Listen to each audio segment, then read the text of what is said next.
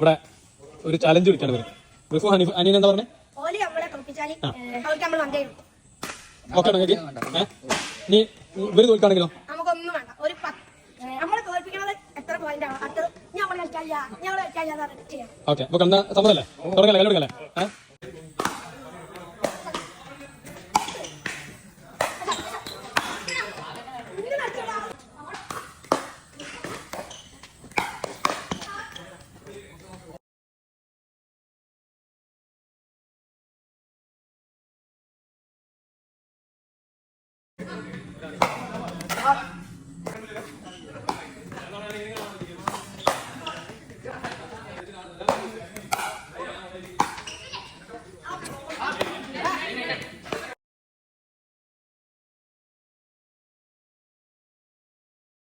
രണ്ട് പൊട്ടന്മാര് ചെറിയ മക്കളായിട്ട് കളിച്ചിട്ട് തോറ്റിട്ട് വരുന്നില്ലേ?